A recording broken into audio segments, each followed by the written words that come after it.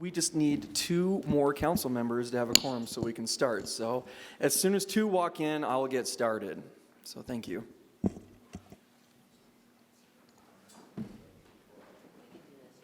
Yeah. It looks like Mr. Siegmiller wants to do a stand-up comedy routine.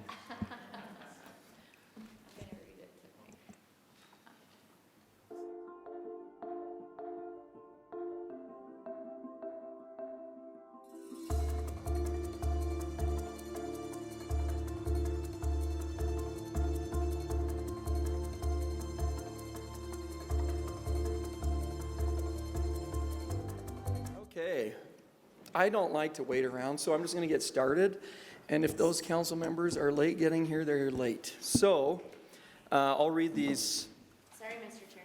No, you're fine. I'll just read the rules of decorum. It's just when you hear people speaking, please don't clap, don't jeer, don't cheer, don't put anyone down. Just make it a welcoming environment for everybody to feel welcome to come up to the microphone and speak. Don't stand on furniture. Don't jab anyone with signs or dowels. And just protect the furniture. It's actually original. This is the only room that's still original in the building that it's still used for its purpose. So, all right. We are going to start with a Pledge of Allegiance. So if we can have everyone stand and repeat the pledge after me.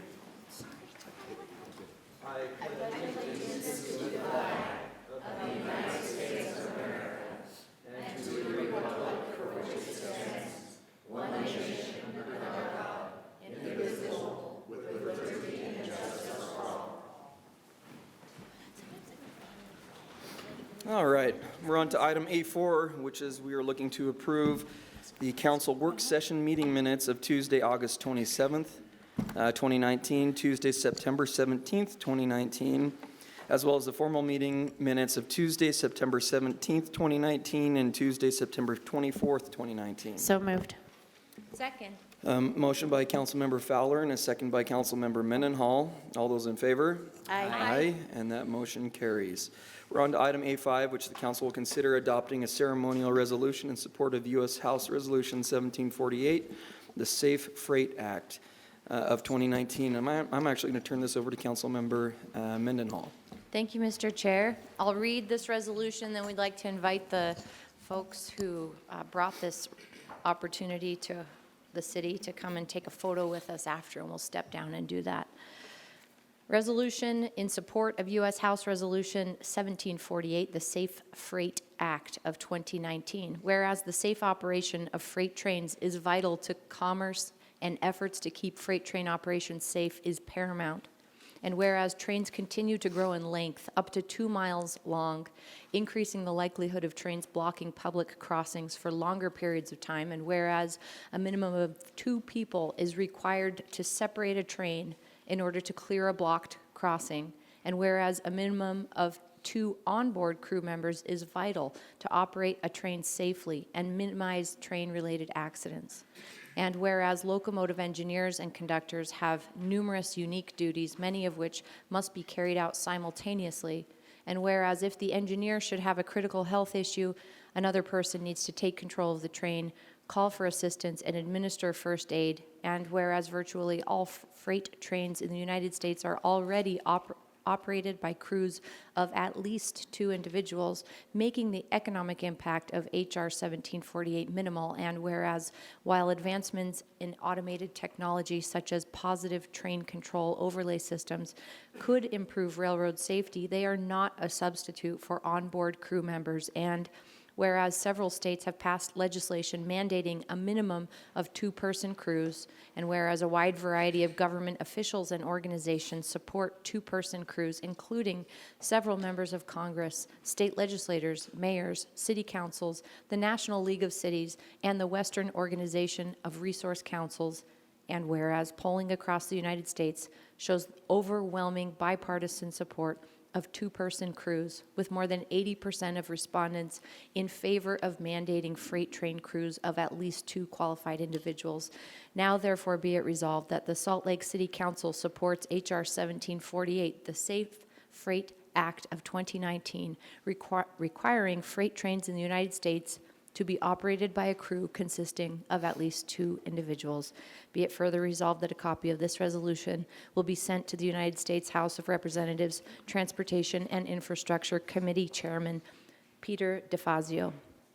This resolution is signed by all members of the City Council, and I move that we approve the resolution. Second. Motion by Councilmember Mendenhall and second by Councilmember Luke to approve this resolution. Any other discussion? All those in favor? Aye. And that resolution passes. Let's give that resolution to Jay Sigmiller, who's here representing. Why don't you come up, Mr. Sigmiller, and we'll all come down and we'll have present you with this resolution and maybe take a photo.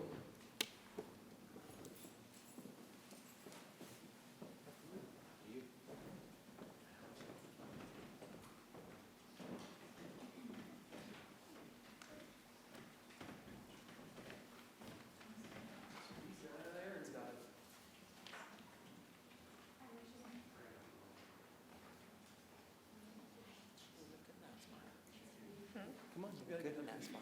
No, That's always what happens. Is that?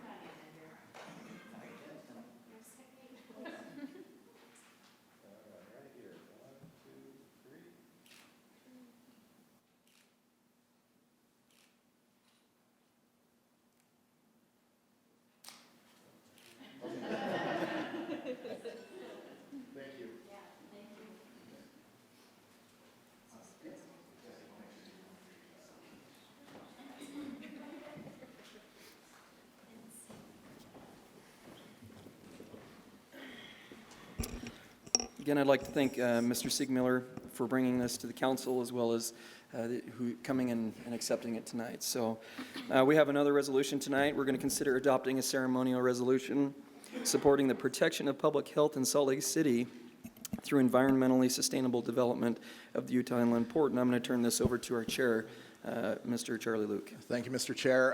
This resolution is rather lengthy, so I'm not going to read the entire thing. I will go over a summary of what the resolution includes. So tonight, the City Council will consider adopting a resolution expressing support for protecting public health and encouraging the Utah Inland Port to implement the most environmental and sustainable development possible. For years, the Salt Lake City Council has been working to ensure development in the northwest quadrant of the city is done in a way that balances unique economic development opportunities in this area with environmental sensitivity that protects residents, neighborhoods, and natural resources. We recognize neighborhoods closest to the inland port jurisdiction are already exposed to some of the highest levels of pollution in the state, and future development in the industrial areas of Salt Lake City, including the inland port, will have an impact on the airshed. With this resolution, we call on the Utah Inland Port Board to take the following steps to ensure the health of the public is considered in any policy and development decision going forward. 1, collaborate with the Utah Department of Environmental Quality, the Salt Lake County Health Department, and the Utah Department of Health to identify and recommend policies that will ensure the public's health is a priority and commit to working toward developing the cleanest possible port consistent with the Council's policy goals throughout this process.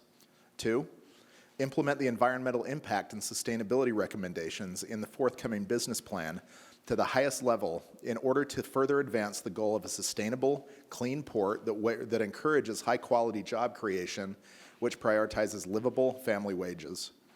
And 3, build on the environmental safeguards established jointly with stakeholders to further advance innovative approaches and capitalize on the generational opportunity by incentivizing clean development projects, develop forward-thinking, environmentally sustainable port policies that champion economic development success while improving and preserving critical environmental habitat and improving air quality for the city, state, and region.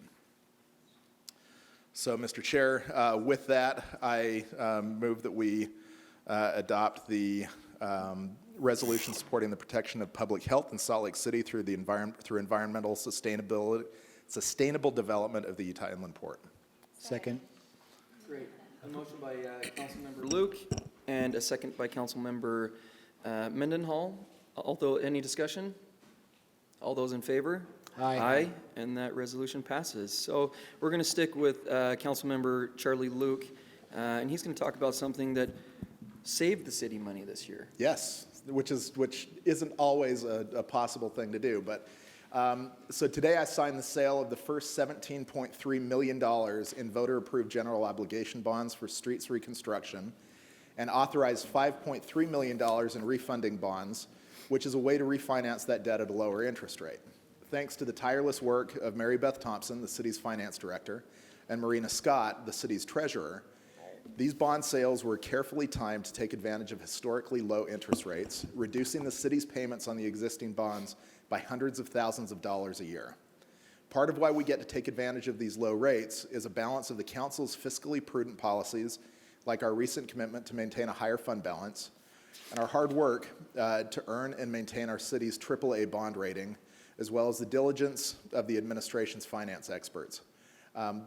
I and my colleagues, I believe that I'm speaking for all of you when I say that we're very proud to be part of a city that's balancing much-needed investment in our infrastructure with responsible stewardship of taxpayer money. Thank you, Mr. Chair. Thank you. Thank you, Mr. Luke, Councilmember Luke. We're on to item number B1, public hearings, and this is typically where I have comment cards in front of me where I'll read two names. The first one will come up, the second will be ready, but I have no pink comment cards for this public hearing in regards to an ordinance for 504 South. Looks like there's one. Awesome, great. 900 East zoning map amendment and master plan amendment. So, why don't you come up, state your name, I'll get the card, and you'll have 2 minutes to get your comments out. Hi, Esther Hunter, Chair of the East Central Community Council. Thank you very much for this time. We especially appreciated that you took extra time to consider this proposal and that you are taking thoughtful consideration of proposals that are coming our way. It's a delicate balance this way. People have heard the call for housing, and because of our location in East Central being so close to the university and to the transit that is all up and down, we have a plethora of projects coming our way. This is the first of 9 development projects that have been coming to the East Central Community Council, all to do various multi-use development projects. This is the first, and what is happening in all of the cases is that ECC has an extensive number of multi-use zones. We have lots of RMF 35s, 45s, 65s, 75s. But developers are coming and they're buying up R2 properties and land banking, and they're seeking to rezone and redo things. So we took extra and careful consideration in working with this applicant to look at the rezone. We're very excited to actually have development at this location. We primarily wanted housing. We believe that micro units in this location are perfect for students, older seniors in our area that can find affordable housing at this location where they're a block away from transit is perfect. The concern we had is that this zone allows the first floor to be completely commercial. And so we met extensively to actually come up with an agreement. Our original position was negative, and then we reversed it after we had met with them to work out what could be done. And so there was an agreement right from the beginning to have just a small commercial area, less than 800 square feet approximately, and the rest also be units on the first floor. But recently we have found that it would be to everyone's benefit to actually have this written in a development agreement so that we actually have the 3 points that were negotiated actually be solidified so that there's no misunderstanding in the future. Thank you. Thank you, Ms. Hunter. I've got one more card for this topic. Byron Bland? This is for the next topic. Okay. No, you're fine. That's great. I don't have any other comment cards for this item. Seeing none. Mr. Chair, I would move that the council close the public hearing and defer action to a future council meeting. Second. A motion by Councilmember Fowler and a second by Councilmember Luke. Any discussion? Yes, Mr. Chair, may I say something real quick? I just want to say that thank you for your comments, and I so appreciate when our community members and and developers and people who are interested in developing within our city and within our community get together and come to compromises that everyone can agree on and be a part of. That's really what community is about. And we had a lot of discussion the last time this was on our agenda. And I too am glad that we took some time because I think it allowed that conversation to happen. And I see Ian in the room, and so I want to thank you and all of the community members for really engaging in this process and coming to something that I think will be a really cool, needed, awesome development in that area and right on that corner. So thank you. Any other discussion? Seeing none, all those in favor? Aye. And that motion passes. We're on to item B2, which is an ordinance for temporary closure of a portion of 2100 South between approximately Highway 201 and 7200 West. I'm going to read two comment cards if the first person would come up and the second one stand ready. Dale Keller, followed by, okay, this is a scooter item. These are scooters. These are all scooters. The second pink one. Awesome. Thank you, Bobby. Byron Bland, come on up and talk to us about this temporary closure. Sorry. Yes. But Dale, are you speaking on this or scooters? This. Great. I had you on scooters. My name is Dale Keller. I'm Environmental Health Bureau Director for the Salt Lake County Health Department and a licensed environmental health scientist. And I would like to represent the Health Department in being in favor of the temporary closure of this section of 2100 South. The Health Department makes this decision based on several public and environmental health variables. The first is that historically this location has kind of become a drive-through dumping area. It's an environmentally sensitive wetland. Approximately a year ago, or 14 months ago, the Health Department coordinated a cleanup at this location that facilitated the removal of 131 tons of refuse that had been illegally dumped there. This also included the removal of about 4,000 tires. There's certainly no argument that uncontrolled waste and garbage is a public health issue relative to disease. I cannot think of a more compelling environment for the production of mosquitoes than thousands of illegally dumped tires that are hydrated, which we've seen there. And then lastly, it was an incredibly expensive endeavor for the Health Department and other agencies, something that we certainly don't want to do again. Since the closure, there have been several additional dumpings of which we've addressed, including about a week ago. I know you can't see this, but a large boat was dumped at the location, and I think your Public Works addressed as well.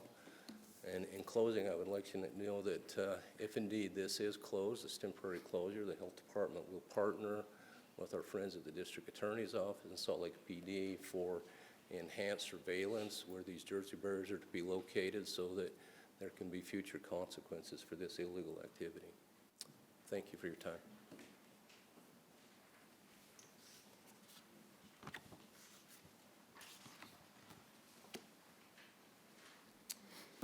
Hello, my name is Byron Bo Bland. I go by Bo. I'm the owner of Bland Recycling, which is the business that's going to be affected by this closure. I could be here for an hour talking, but I know I don't have that long. We do not support this closure for the biggest reason is it's going to impact our access by a considerable amount. The customers that go west of our gate use this road frequently. And we've been involved in the cleanup of this road. We've been there for 20 years. We've graded, maintained, and snowplowed this road. We've worked with law enforcement. We've worked with the health department on cleanup. And originally, when they started talking about closing this road, someone come up with the idea of putting some barriers across and wondering if we could have access where we could open and close this road on a daily basis. And we do support that if that's possible to do that. we were included in the conversations, and then all of a sudden we was uninvited in the conversations, and I do not know why. Our cameras at this location has helped bust people that's done illegal activity. And, I mean, it is a problem area. My question is, how many times has this been cleaned up over the 20 years we've been there? Last year was the first time we've ever witnessed it. I do not think that there's going to be a big problem out there if there's continued law enforcement patrolling the area. What'd you say? That's Time? 2 minutes. Okay. Yeah. So just Thank you for finish your thoughts. Pretty much that sums it up. It's going to impact us greatly. And if the road does get closed, then I'm not sure what we're going to do at that point. Thank you. That is my last comment card for this. Mr. Chair? Yes. I move that the council continue the public hearing to a future council meeting.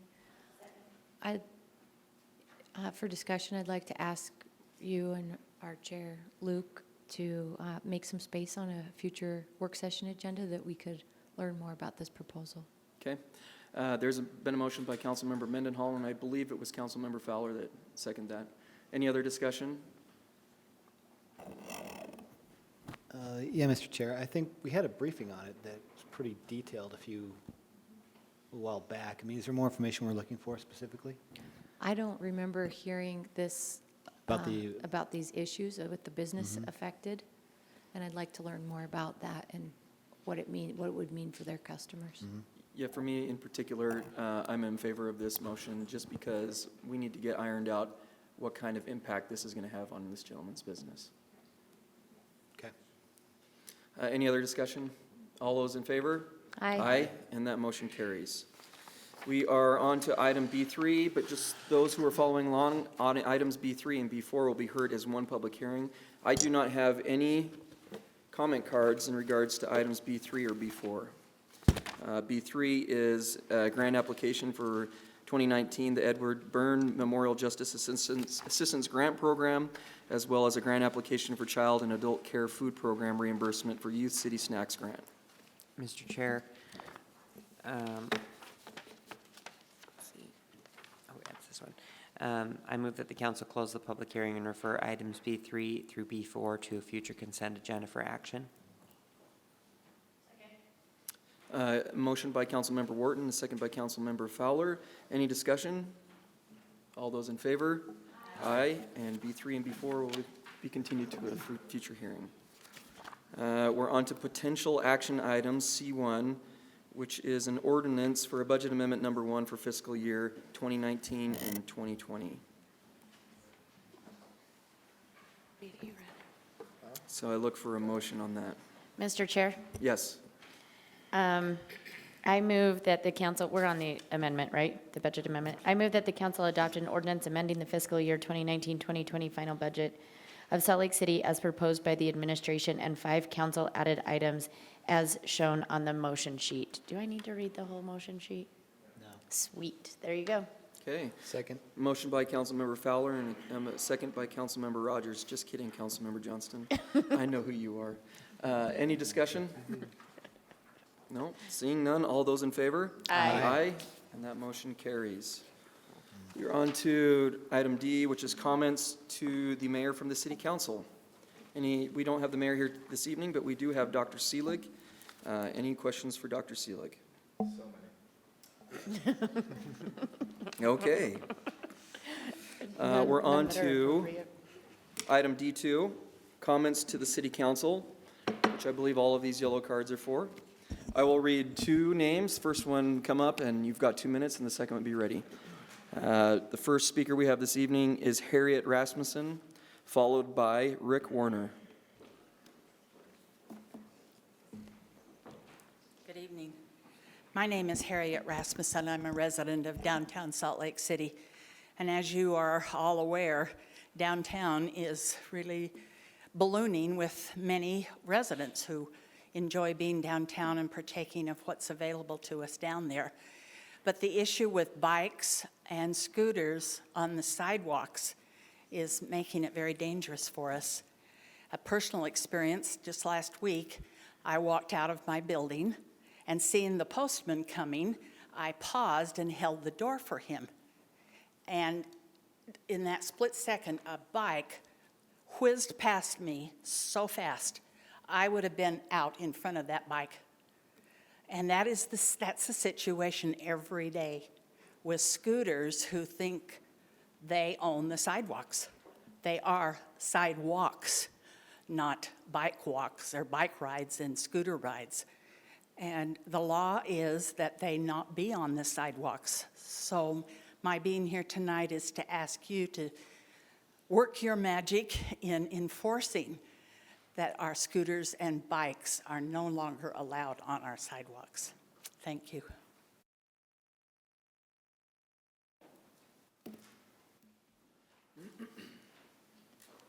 They say not to apologize when you begin a speech, but I've got my golf and tennis shorts on before the hard freeze comes.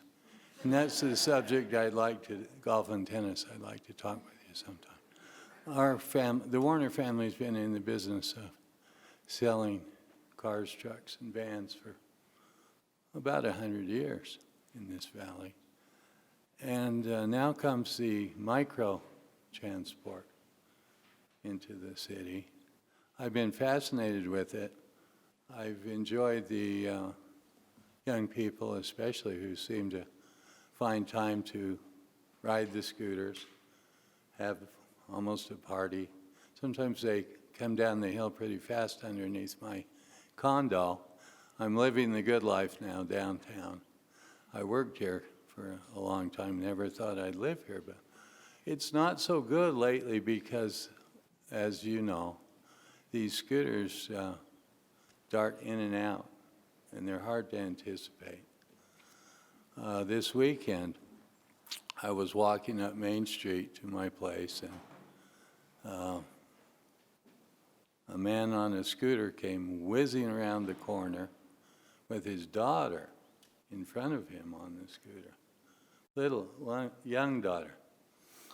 Luckily, even with my titanium hip, I was able to jump to the side and land on the grass in time that they did not hit me. But it reinforced to me how we need to find a way of preserving the fun aspect, but not having the danger.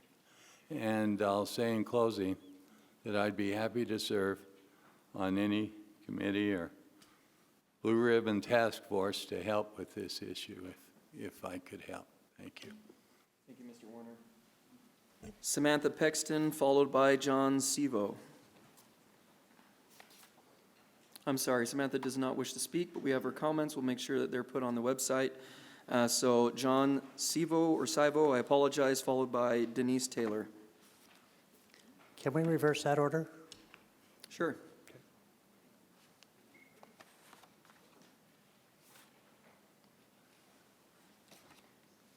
Hello, my name is Denise Taylor, and I'm a retired medical doctor who lives downtown in City Creek. I'm extremely concerned about the threat to public safety from scooters in downtown.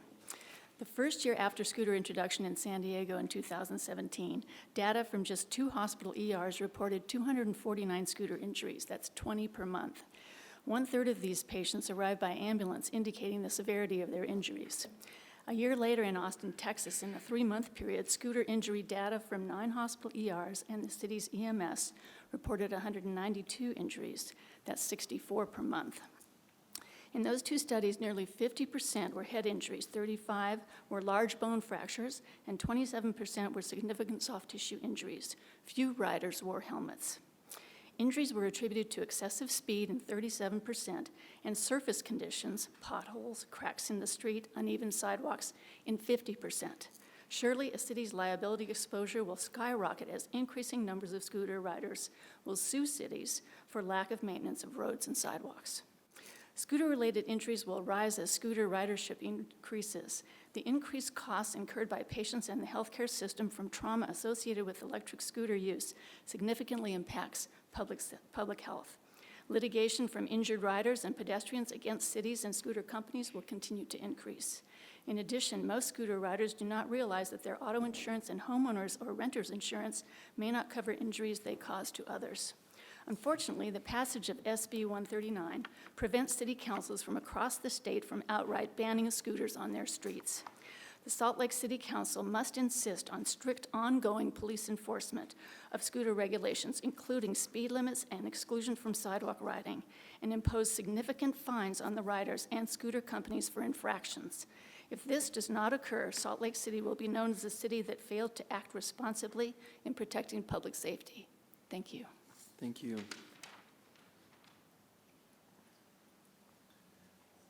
My name is John Sevo, and I also live in downtown. Been a resident here for just under a year. Love your city, love my city now. And I'm in downtown, I'm walking every day. And I've had numerous near misses from scooters, primarily coming up from behind because you can't hear them. And we've all learned to walk in a straight line because if you veer left or right, you can get nailed. We realize now that if we had our druthers, we would love to ban them, but you don't have the authority to do that. The state took it out of your control. We can no longer self-administer what's best for our city. Given that, the best we can do is have some very strict enforcement of some very strict ordinances. So I'm hoping you are doing your best to do the most you can to make it undesirable for riders to violate very strict ordinances, and I'm hoping that you'll work with the new mayor. You'll insist with the new mayor and the police chief that they enforce these ordinances, and whatever role the DA has, the district attorney has in enforcing that and prosecuting, we should be doing that. Because it needs to be clear that if people take these, there's incredible responsibility and they need to abide by them. As it was mentioned, many of these people aren't going to be insured for the accidents that they cause, and many of them haven't got a clue. But we'll bear the brunt of that. So I do ask that you do the most you can with an ordinance, and that we insist that we enforce those ordinances to the best of our ability so that this becomes a safer place for us than it currently is. So thank you very much. Thank you. Constance Daly, followed by Susan Hilbig. Good evening. My name is Constance Daly. I want to thank you all for your public service. I read about you all in this Tribune. I'm a retired school principal from Newport, Rhode Island. I've lived in Salt Lake City for 6 years. I'm here to speak about the scooters. My whole career was pretty much based upon explaining to little people, middle-sized people, and big people what rules were and why they were such things. And that was provided to provide safety for people, and that you had to follow them, whether you were in the kindergarten or the 6th grade or, so I spent a great deal of my career enforcing rules. I'm here to speak about the scooters. It does not appear that there's any kind of enforcement. Well, there certainly seem to be many rules attached to the scooters. And people have spoken before me that are much more able to answer some of those problems that are coming with the health issues. But mine is my life issue at this point. You don't hear them coming from behind you. Friday night and Saturday night's a great night for the guys, like 12 to 9 of them, to be together on the scooters going down the street. I live in downtown. You see all kinds of things, and you say, I wonder where their parents are. Well, sometimes the parents are with the 3 little kids on their own scooters. No one's got a helmet on. Says helmets, says you should have a license. It says all of these things, and I am amazed that there's no enforcement for any of this. Now, we do enforce parking with signs, and we enforce littering with signs. I think we should look into enforcing scooters off the sidewalks with signs just for the public health of the city. Thank you.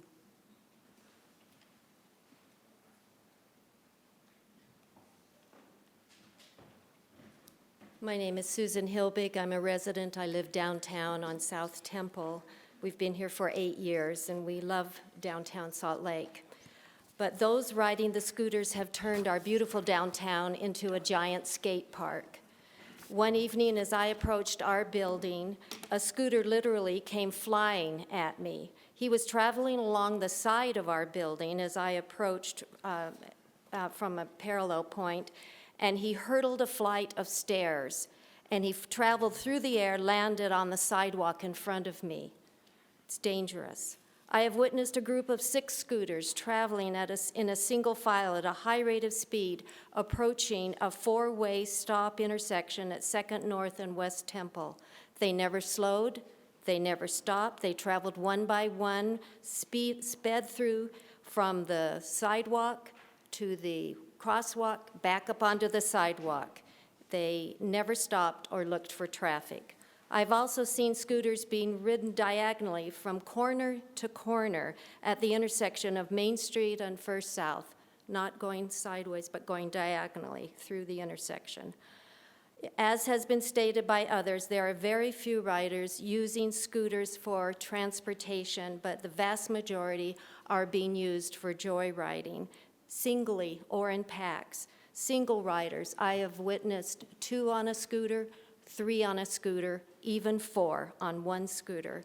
I encourage all of you to consider the safety of the downtown and enforce laws and create ordinances to promote the safety of beautiful downtown Salt Lake. Thank you. Wayne Hilbig, followed by Valdemar Rasmussen.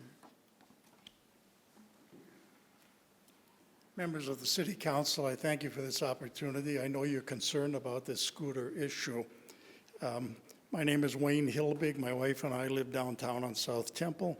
We both have escaped being hit by inches several times. If you walk straight going home and decide to go into our front door, you've got to turn a blinker on or look or something, because more than once scooters cut between me and the building and I never saw them coming. Scooters are a genuine hazard to pedestrians. They are silent, and some of them go 20 miles per hour on sidewalks. I have clocked them. They cannot be heard approaching from the rear. Riders use them as if they're trying out for the Olympic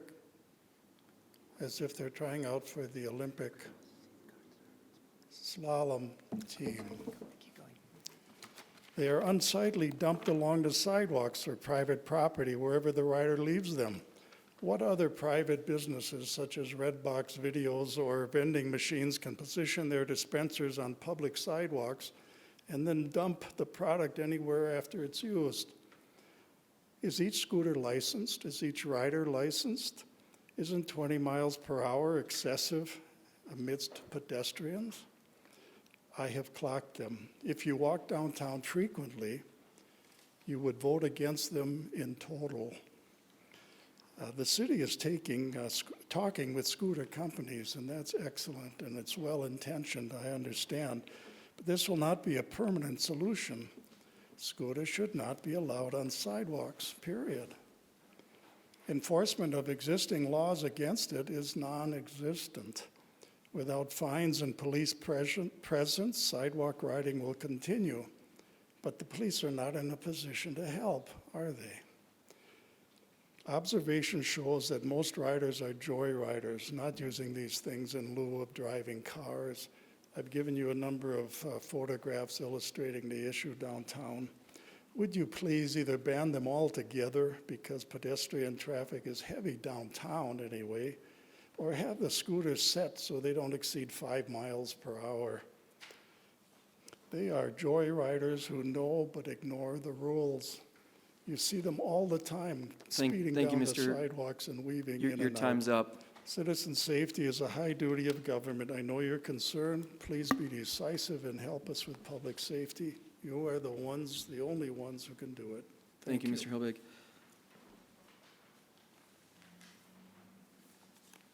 Mr. Chair, members of the council, I appreciate the opportunity to stand before you. I'm Wally Rasmussen, also a resident of downtown Salt Lake City for about the last 2.5 years, with all due apologies to Councilman Luke, previously a resident of his district, and he was most helpful in, well, Charlie was most helpful in assisting some of our elderly folks up in that district with snow removal issues that arose when the city came after them, and we appreciated that very much. I was involved with them. The issue of scooters, you've heard of it. It's everywhere downtown Salt Lake. Just this past week on Temple Square, in front of the reflecting pond on the east side, there was a large congregation of Asian tourists, and here comes a 20-something on his scooter. He did have to slow down a little bit, but he was weaving in and out of these people, expecting them to stand still because he never would have been able to stop. Have you ever seen how long it takes to stop one of those scooters going 15, 20 miles an hour? It takes at least 30 feet. And he was going in and out amongst these folks. No regard for them whatsoever. It is a major problem we have here.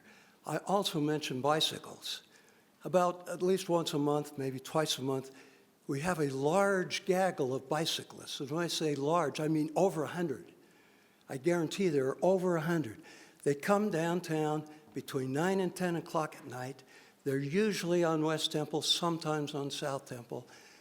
They take the full road, northbound lanes, southbound lanes, without any regard for any traffic rules. They go through lights, cars had better stop for them, other cars are going to hit them. And they keep going. We have a problem.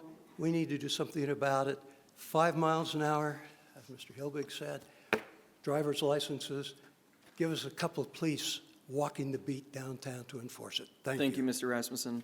Jason Seaton, followed by Jay Ingleby. Okay. Mr. Chair, personal privilege. Mr. Rasmussen, do you live on the north side of South Temple? No, Oh, the south side? south side, Okay. 99 Just west. checking. Yours.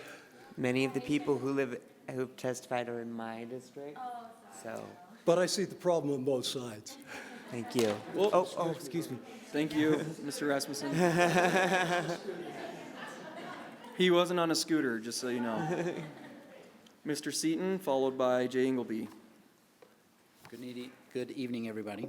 I came up here to talk about a tough September I've had in my neighborhood. All month long, I've had, starting out with needles in my front yard and culminating at the end of the month, beginning of this month, with a stabbing in my backyard. And I'm kind of fed up with the situation. I'm about a block away from the river, and I have a constant flow of adults riding BMX bikes through my neighborhood, and you can easily tell the folks who are the trouble in the neighborhood because the adults have the bikes and the kids walk. I'm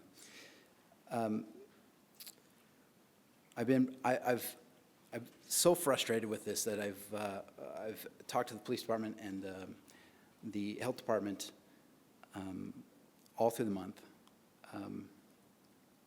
I live across the street from a city park where every night the bathrooms are used for drug use and a place to pass out.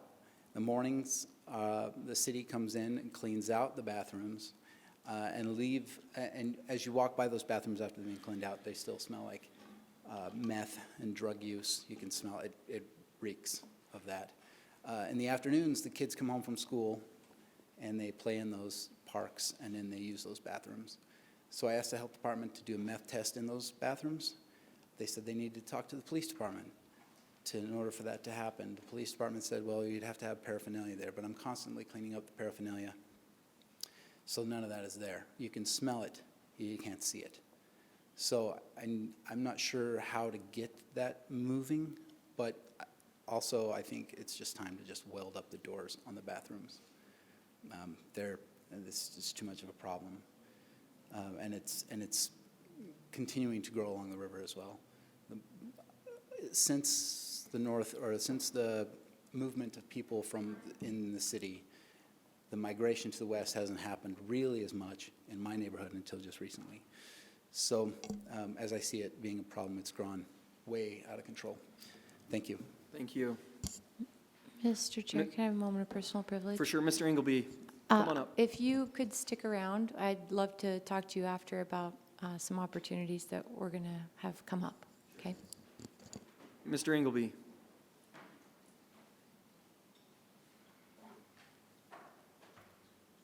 And then I've got one final card, Lily White, to follow Mr. Ingleby. And if you'd like to speak, but Hello. haven't, raise your hand and we'll bring you a card. Let me just say, I like trees, okay? But you scared the dang heck out of me. We're going to put in 1,000 maple trees. Do you know how far? I did a little research. On maple trees, they should be not planted any closer than 25 feet. Oh. The roots go this way. I've been fighting tree roots in the Glendale area since I've been on the community council. I'm not now. But we have trees that are 150 foot tall. I would much prefer to see the city take some active or proactive approach of taking some of these big trees down because they are going to fall over in the winter. I know for a fact. I had a fellow lose one right across Illinois Avenue. So what I'm asking is, you know, I'm not against trees, don't get me wrong, but we got to start take some care against these trees. They're wrapping around the inside of the trees. The wires are running inside. When a tree goes, it takes a whole block with it. And so don't plant maples. Okay? Get us a good tree, one that the roots go down and we don't have problems with, because the city neglects it. A gentleman that lost a tree on Illinois was totally out of his mind, and the fact that he was going to have to get his chainsaw out and cut it up. And I said, no, you're not. I said, that tree's on city property. It's in the parking strip. I called the emergency number and I told them, I said, we got a tree down on a major thoroughfare. Okay, so I spent the night waiting and watching and doing what we could do.